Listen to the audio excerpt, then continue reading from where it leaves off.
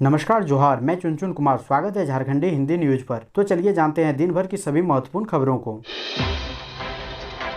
आज की पहली और बड़ी खबर की बात करें तो आज मनाया जा रहा राष्ट्रीय ध्वज दिवस। जानिए इसकी रोचक कहानी। हम 15 अगस्त और 26 जनवरी को बड़े शान से तिरंगा लहराते हैं, सैल्यूट करते हुए इसके नीचे खड़े होकर राष्ट्रगान गुनगुनाते हैं। क्या आपको पता है आज हमारे आन बान और शान के प्रतीक इस तिरंगे के जन्मदिन है। 19% लोगों को पता नहीं होगा कि आज के दिन तिरंगे को उसकी पहचान मिली थी। देश के आजाद होने के बाद संविधान सभा में पंडित जवाहरलाल नेहरू ने 22 जुलाई 1947 को तिरंगे झंडे को राष्ट्रीय ध्वज घोषित किया था। हमारे देश की शान है तिरंगा झंडा। स्वतंत्रता संग्राम से लेकर आज तक तिरंगे की कहानी में कई रोचक मोड़ आए। पहले उसका स्वरूप कुछ और था, आज कुछ और है। अगली बड़ी खबर की बात करें तो झारखंड के 2.25 लाख कर्मियों के लिए हेमंत सरकार का तोहफा, जल्द मिलेगा महंगाई भत्ता। झारखंड सरकार के 2.25 लाख कर्मियों को जल्द ही महंगाई भत्ता का तोहफा मिलेगा। मुख्यमंत्री हेमंत सोरेन ने अधिकारियों को इस मुद्दे पर प्रस्ताव बनाने का निर्देश दिया है। मुख्यमंत्री महासचिव के सूत्रों ने बताया कि कोरोना के कारण जनवरी 2020 में महंगाई भत्ते में वृद्धि नहीं की गई थी। केंद्र सरकार ने भी कुछ दिन पहले महंगाई भत्ते पर रोक को हटाकर 17% से बढ़ाकर 28% करने का फैसला किया है। इसके बाद राज्य के कर्मचारी भी महंगाई भत्ता देने की मांग करने लगे। हालांकि राज्य के वित्तीय स्थिति देखते हुए इस पर फैसला लेने का निर्देश दिया गया है। ज्ञात हो कि सरकारी कर्मियों की हर साल जनवरी और जुलाई में महंगाई भत्ते की वृद्धि होती है।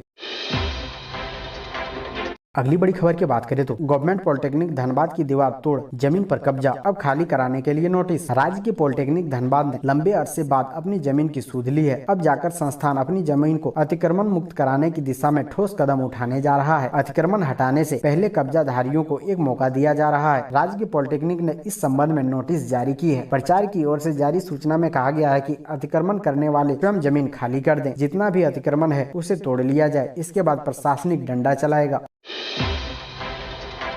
अगली बड़ी खबर की बात करें तो झारखंड के पलामू में रिमांड होम से 3 नाबालिग फरार। हत्या व दुष्कर्म जैसे मामलों के हैं आरोपित। पलामू जिले के रिमांड होम से 3 नाबालिग फरार हो गए हैं। यह तीनों नाबालिग हत्या व दुष्कर्म जैसे कई मामलों के आरोपित हैं। घटना मंगलवार रात की है। जानकारी के अनुसार तीनों रिमांड होम की छत से चढ़कर भागे हैं। बुधवार की सुबह गिनती के दौरान यह पता चला कि तीनों नाबालिग फरार है। पलामू रिमांड होम में 60 के करीब नाबालिग विभिन्न मामलों में बंद है। बाल कैदियों के भागने की करतूत सीसीटीवी में कैद हो गई है। घटना की जानकारी मिलने के बाद पुलिस और सिविल प्रशासन ने अनुसंधान शुरू कर दिया है। रेलवे स्टेशन बस पड़ाव पर छानबीन तेज की गई है। अन्य माध्यमों से उनके भागने का पता लगाया जा रहा है। दोस्तों, अभी तक वीडियो को लाइक नहीं किए हैं तो कृपया करके लाइक जरूर करें। अगली बड़ी खबर की बात करें तो बाबा का मंदिर बंद है, सावन में भक्त देवघर नहीं आए। रेलवे स्टेशन पर यह सूचना की जाएगी प्रसारित। सरकार के निर्देशों पर आम भक्तों के लिए मंदिर का कपाट बंद है। सावन में भक्तों देवघर नहीं आए। रेलवे स्टेशन पर यह सूचना प्रसारित की जाएगी। जिला प्रशासन के साथ हुई बैठक के बाद बुधवार को एसएम जसीडी स्टेशन सुधीर कुमार मंडल ने कहा कि आसनसोल डिवीजन के सभी रेलवे स्टेशन पर यह सूचना प्रसारित की जाती रहेगी कि बाबा का मंदिर बंद है और श्रद्धालु पूजा नहीं कर सकते। प्रशासन के साथ हुई बैठक में निर्देश दिया गया था। इससे डिवीजन को भी अवगत कराया जा रहा है। डिवीजन के सभी एसएम को यह सूचना भी दी जा रही है। शुक्रवार तक देवघर में प्रवेश करने वाले सभी रास्तों पर पोस्टर लगा दिया जाएगा। अगली बड़ी खबर की बात करें तो पलामू बाघ रिजर्व में मृत मिला 3 वर्ष का एक हाथी। अपने झुंड से अलग होने के बाद हुई मौत। पशु प्रेमियों के लिए झारखंड से एक दुखद खबर सामने आई है। दरअसल राज्य के पलामू टाइगर रिजर्व में 3 वर्ष का एक हाथी मृत पाया गया है। हाथी के शव को पोस्टमार्टम के लिए रांची स्थित पशु चिकित्सा महाविद्यालय भेज दिया गया है। पलामू टाइगर रिजर्व के उप निदेशक कुमार आशीष ने बताया कि लगभग 3 वर्ष के एक हाथी की मौत की जानकारी मिली थी, जिसकी पुष्टि के लिए ट्रैकर यानी वन जीवों पर नजर रखने वाले सुरेश सिंह को गढ़वा जिले के भंडरिया थाना क्षेत्र के भजना जंगल भेजा गया था। उन्होंने हाथी की मौत की पुष्टि बुधवार को की है। उन्होंने बताया कि मृत हाथी रिजर्व क्षेत्र का था, जो अपने झुंड से अलग हो गया था। अगली बड़ी खबर की बात करें तो घबराएं नहीं, बच्चे दूसरी लहर में 0.3% कम संक्रमित हुए। कोरोना की तीसरी लहर में भी खतरा नहीं। तीसरी लहर को लेकर बच्चों को ज्यादा घबराने की जरूरत नहीं है। वहीं अगर वैक्सीनेशन व सावधानी बरतने पर जोर दिया जाए तो इस लहर को आगे भी बढ़ाया जा सकता है और उससे बचा जा सकता है। यानी तीसरी लहर अगस्त सितंबर से बढ़कर नवंबर दिसंबर या उससे भी अधिक समय तक टाला जा सकता है। यह भी संभावना है कि तीसरी लहर आए तो ज्यादा नुकसान नहीं करेगा, लेकिन इसके लिए समय पर वैक्सीनेशन का लक्ष्य पूरा करना होगा। वैक्सीन के दोनों डोज पड़ने से शरीर में एंटीबॉडी विकसित कर जाती है और यह वायरस से लड़ने में सक्षम हो जाता है। अभी देखा गया है कि जिले में जिन्होंने वैक्सीन की दोनों डोज पूरी कर ली है उनकी मौत कोरोना से नहीं हुई है। इसके साथ ही सरकार द्वारा जारी दिशा निर्देश का पालन भी सख्ती से करना होगा। 2 गज की दूरी, मास्क व हाथों को बराबर धोना अति आवश्यक है। रही बात बच्चों की, तो अभी तक उनको अधिक खतरा नहीं पहुंचा है और आगे भी नुकसान होने की संभावना कम ही है। अगली बड़ी खबर की बात करें तो झारखंड के गिरिडीह से लापता 2 भाइयों का कंकाल बिहार के जमुई में मिला। 22 जून से लापता थे दोनों। झारखंड के गिरिडीह के तीसरी से 22 जून से लापता चंदन बर्नवाल और अंशु बर्नवाल का कंकाल बिहार के जमुई जिला अंतर्गत खेरा थाना क्षेत्र के 5 पहाड़ी स्थित मेनवा जंगल से बुधवार को बरामद कर लिया गया। चंदन के मंझले भाई कुंदन बर्नवाल ने कपड़ा, मास्क और गाड़ी से दोनों भाइयों की पहचान की है। बीते 22 जून से लापता थे। इसको लेकर परिवार वालों ने अपहरण का केस तीसरी थाने में दर्ज कराई थी। जमुई के डीएसपी राकेश कुमार ने फोरेंसिक टीम द्वारा कंकाल का डीएनए टेस्ट कराने की बात कही है। आशंका जताई गई है कि अपराधियों ने चंदन और अंशु की हत्या कर जमुई के जंगल में लाश को फेंक दिया।